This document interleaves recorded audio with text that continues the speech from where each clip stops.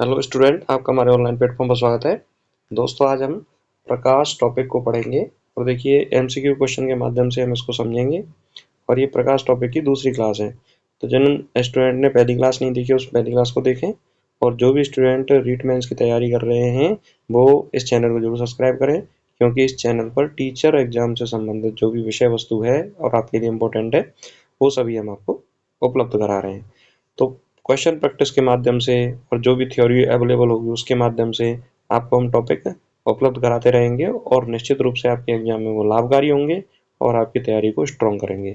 तो चलिए हम शुरुआत करते हैं। आज का जो टॉपिक है वह है प्रकाश। इसके एमसीक्यू के माध्यम से हम इसको पढ़ेंगे। 20 एमसीक्यू करेंगे और पहली क्लास हमने ले ली है, दूसरी क्लास है। तो चलिए हम बात करते हैं, पहले क्वेश्चन के बारे में बात करते हैं। पहला क्वेश्चन है, प्रकाश की तरंगदैर्घ्य सबसे अधिक होती है।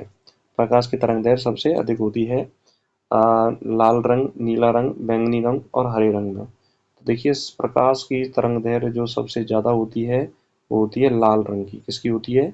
लाल रंग की होती है। और तरंगदैर्घ्य ज़्यादा होने का कारण ये है कि भाई लाल रंग का जो प्रकाश है वो अधिक दूरी तक देखा जा सकता है। यही कारण है कि जो रेलवे सिग्नल होते हैं, खतरे का निशान जो दिया जाता है वो रेड सिग्नल पर दिया जाता है, क्योंकि लाल रंग को अधिक दूरी से देखा जा सकता है। तो इसका राइट आंसर आपका क्या रहेगा? ए, लाल रंग की तरंगदैर्घ्य सबसे अधिक होती है। नेक्स्ट है, लेंस के केंद्र को क्या कहते हैं?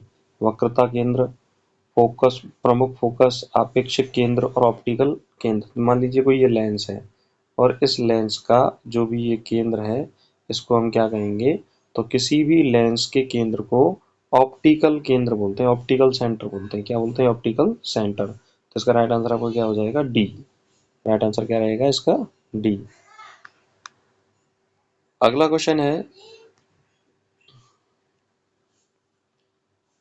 है, दृष्टि दोष मायोपिया में किस लेंस का प्रयोग होता है? देखिए मायोपिया को कहते हैं निकट दृष्टि दोष। क्या कहते हैं? निकट दृष्टि दोष।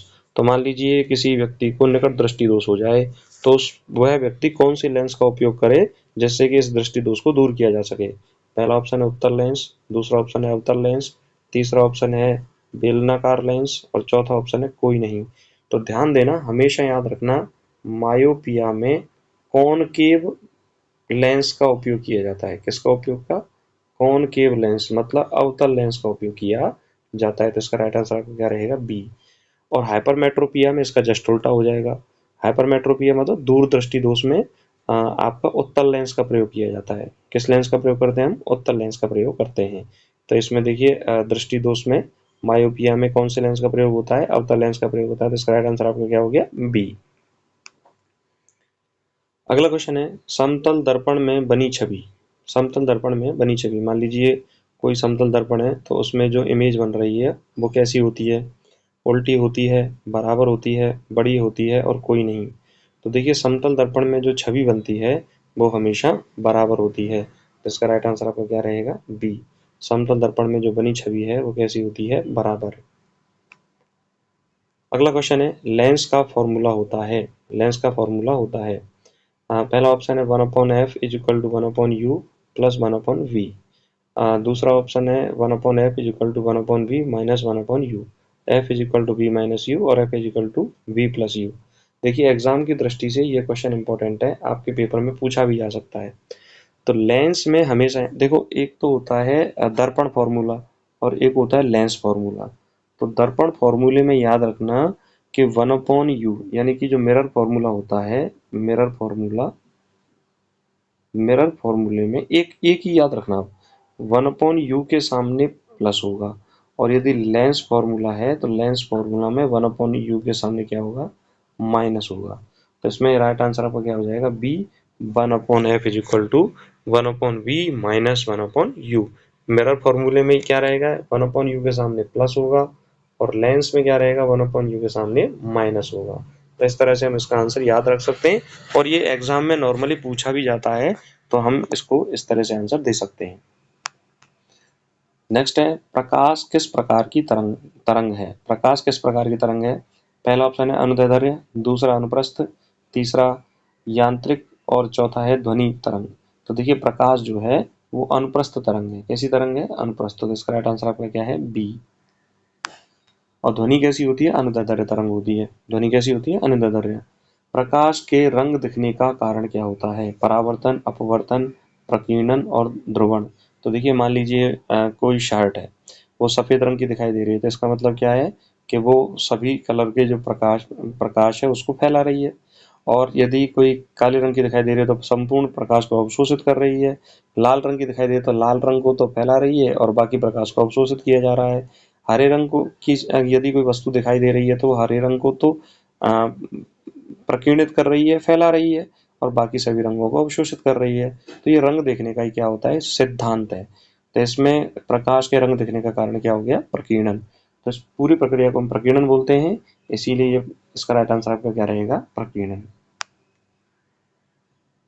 नेक्स्ट है, जब सूर्य अस्त होता है तो आकाश लाल क्यों दिखाई देता है? तो इसका कारण भी क्या होता है? प्रकीर्णन ही होता है, क्योंकि उस समय सूर्य उदय के समय और सूर्य अस्त के समय जो आकाश लाल दिखाई देता है उसका कारण क्या है? प्रकीर्णन है। तो पहला ऑप्शन अपवर्तन, दूसरा परावर्तन, तीसरा प्रकीर्णन, चौथा विवर्तन। तो इसका राइट आंसर आपका क्या है? सी। नेक्स्ट है, जल में रखी हुई चम्मच मुड़ी हुई क्यों दिखाई देती है? परावर्तन के कारण, अपवर्तन के कारण, विवर्तन के कारण और ध्रुवण के कारण। तो याद रखना, अपवर्तन एक ऐसी परिघटना है जब इसमें प्रकाश की किरण एक माध्यम से दूसरे माध्यम में जाती है तो वह अपने मार्ग को क्या करती है? परिवर्तित करती है। और यही कारण है कि जल में रखी हुई चम्मच जो वो मुड़ी हुई दिखाई देती है, या जल में रखी हुई पेंसिल मुड़ी हुई दिखाई देती है, या पानी में तैरती हुई मछली कुछ ऊपर दिखाई देती है, पानी में रखा हुआ सिक्का कुछ ऊपर दिखाई देता है। तारों के टिमटिमाने का कारण भी क्या होता है? अपवर्तन होता है। तो इसका राइट आंसर आपका क्या रहेगा? बी, अपवर्तन। अपवर्तन। और देखिए, परावर्तन को क्या बोलते हैं? रिफ्लेक्शन। और अपवर्तन को कहते हैं रिफ्रैक्शन। क्या कहते हैं? रिफ्रैक्शन। नेक्स्ट है, प्रकाश की आवृत्ति बढ़ने पर उसकी ऊर्जा घटती है, बढ़ती है, नहीं बदलती है, और पहले घटती है फिर बढ़ती है। ये मोस्ट इंपॉर्टेंट क्वेश्चन है परीक्षा की दृष्टि से। एक फॉर्मूला है, ई बराबर एच न्यू। ई बराबर एच न्यू। ई जहां पर ऊर्जा है, ई क्या है? ऊर्जा है, ये ऊर्जा है ई। और न्यू क्या है? न्यू है आवृत्ति। न्यू क्या है? न्यू आपकी हो गई आवृत्ति। तो देखिए, ई और न्यू में क्या संबंध हो गया? समानुपाती संबंध हो गया। अब जब समानुपाती संबंध हो गया तो आवृत्ति यदि बढ़ेगी तो ऊर्जा भी क्या होगी? बढ़ेगी। तो इसमें राइट आंसर आपका क्या हो जाएगा? बी। ऊर्जा भी क्या होती है? बढ़ती है। तो इस फॉर्मूले से हम समझ सकते हैं। ये फॉर्मूला याद रखना, एच क्या होता है? प्लांक स्थिरांक होता है, ये कांस्टेंट होता है। नेक्स्ट है, अपवर्तन सूचकांक किस पर निर्भर करता है? अपवर्त सूचकांक मतलब अपवर्तनांक किस पर निर्भर करता है? माध्यम के तापमान पर, तरंग दैर्ध्य पर, प्रकाश के वेग पर, और उपरोक्त सभी। तो देखिए, माध्यम के तापमान पर निर्भर करता है, तरंग दैर्ध्य पर भी निर्भर करता है, प्रकाश के वेग पर भी निर्भर करता है। तो इसका राइट आंसर आपका क्या हो जाएगा? उपरोक्त सभी, डी। नेक्स्ट है, जल में प्रकाश की चाल होती है। अब ये भी इंपॉर्टेंट क्वेश्चन है। देखिए, मैक्सिमम स्टूडेंटों को ये रटा रहता है कि भाई प्रकाश की चाल होती है 3 × 10⁸ मीटर पर सेकंड। और दूसरा ऑप्शन आपका ये है कि 2.25 इंटू 10⁸ मीटर पर सेकंड। तीसरा है 1.5 इंटू 10⁸ मीटर पर सेकंड। और चौथा है 2.25 इंटू 10⁶ मीटर पर सेकंड। तो ध्यान देना, ये जो 3 × 10⁸ मीटर पर सेकंड जो वेग है प्रकाश का, वो निर्वात में है। निर्वात मतलब जहां पर कोई भी माध्यम नहीं है। अब जैसे ही वायुमंडल में प्रकाश प्रवेश करता है तो प्रकाश की चाल क्या हो जाती है? धीमी हो जाती है।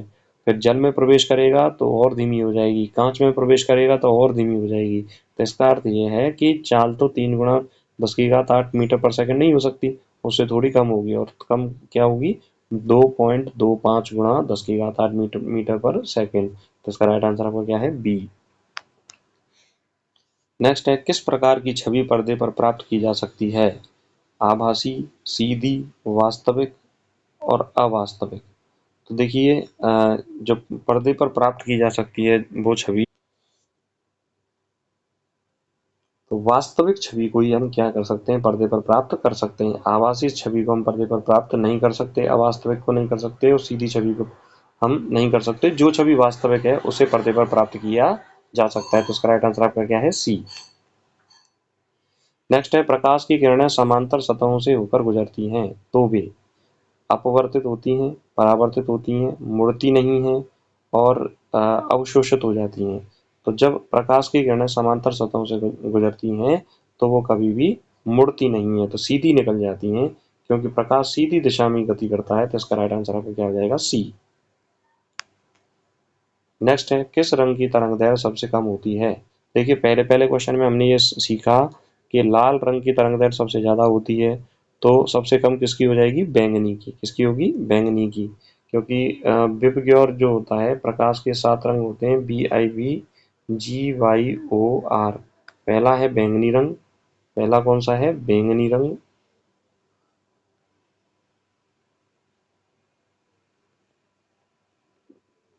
पहला बैंगनी रंग है और दूसरा है लाल रंग।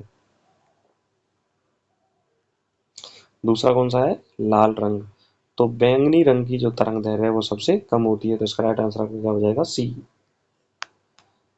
नेक्स्ट है दर्पण में बने प्रतिबिंब का अभिसरण बिंदु कहलाता है। यानी कि कोई दर्पण है, उसमें जो प्रतिबिंब बन रहा है उसका जो अभिसरण बिंदु है, जहाँ पर किरणें आकर इकट्ठी होती हैं, उस बिंदु को क्या कहते हैं? वक्रता केंद्र, फोकस बिंदु, ध्रुव और परावर्तन केंद्र। तो किसी भी दर्पण के प्रतिबिंब का अभिसरण बिंदु होता है हमेशा फोकस होता है। क्या होता है? फोकस। तो इसका राइट आंसर आपका क्या हो गया? बी। अगला क्वेश्चन है पूर्ण आंतरिक परावर्तन तब होता है जब प्रकाश धीमे माध्यम से तेज माध्यम में जाता है, प्रकाश तेज माध्यम से धीमे माध्यम में जाता है, आपतन कोण न्यूनतम होता है, आपतन कोण 0 डिग्री होता है। तो ध्यान दीजिए पूर्ण आंतरिक परावर्तन तब होता है जब प्रकाश धीमे माध्यम से तेज माध्यम में जाता है। तो इसका राइट आंसर का क्या होगा? ए। अगला क्वेश्चन है मानव नेत्र में छवि कहाँ बनती है? यानी हमारे जो नेत्र कोई भी वस्तु को देखते हैं तो उसकी इमेज कहाँ बनती है? पुतली पर, लेंस पर, रेटिना पर और नेत्र की सतह पर। तो हमेशा याद रखें कि रेटिना पर हमेशा आंखों की जो इमेज बनती है, और जो इमेज बनती है वो कैसी बनती है? उल्टी बनती है। रेटिना पर इमेज कैसी बनती है? उल्टी बनती है। तो इसका राइट आंसर आपका क्या होगा? सी। नेक्स्ट है प्रकाश की गति को सबसे पहले किसने मापा था? ये भी इंपॉर्टेंट क्वेश्चन है कि भाई ये क्वेश्चन पूछा जा सकता है। प्रकाश की गति को सबसे पहले किसने मापा था? न्यूटन, रोमर, गैलीलियो और मैक्स प्लांक। तो रोमर ने प्रकाश की गति को सबसे पहले मापा था, और प्रकाश की गति निर्वात में कितनी होती है? 3 गुणा 10⁸ मीटर पर सेकेंड। निर्वात में प्रकाश की गति कितनी होती है? 3 गुणा 10⁸ मीटर पर सेकेंड। तो इसका राइट आंसर आपका क्या है? बी। और नेक्स्ट है अवतल दर्पण का उपयोग कहाँ किया जाता है? वाहन को पीछे देखने में, दाढ़ी बनाने वाले शीशे में, चश्मे में और प्रकाश संश्लेषण में। तो ध्यान रखना दाढ़ी बनाने में अवतल दर्पण का प्रयोग किया जाता है। तो दाढ़ी बनाने वाला जो शीशा होता है वो किसका बना होता है? अवतल दर्पण का बना होता है, जैसे कि भाई दाढ़ी जो है वो साफ दिखाई देता है चेहरा, और उससे दाढ़ी बनाने में क्या होती है? आसानी होती है। तो दोस्तों इस तरह से हमने 20 क्वेश्चन के माध्यम से साइंस वाला जो प्रकाश वाला टॉपिक है उसको समझा। आशा करता हूँ कि आपको क्लास समझ में आई होगी। अगर आपको क्लास ये अच्छी लगी तो इसे लाइक करें, अपने दोस्तों तक शेयर करें, और यदि आपकी कोई क्वेरी है तो हमें कमेंट करके ज़रूर बताएं। और कमेंट करते रहिए कि भाई आपको ये क्लासेस कैसी लग रही हैं, ये सीरीज़ कैसी लग रही हैं, और जो रीट मेंस की तैयारी से संबंधित अन्य जो क्लासेज हैं वो कैसी लग रही हैं, उनको भी आप अटेंड कीजिए। निश्चित रूप से आपके लिए वो क्लासेस लाभदायक रहेंगी। हम पूरा प्रयास करेंगे कि रीट जब तक परीक्षा हो तब तक आपको बहुत सारी जो विषय वस्तु है वो उपलब्ध करा दी जाए, जो आपकी तैयारी को स्ट्रॉन्ग करे। और जो भी स्टूडेंट रीट मेंस की तैयारी कर रहे हैं उस चैनल पर नए हैं, इस चैनल को जरूर सब्सक्राइब करें और हमारे से जुड़े रहें। नमस्कार।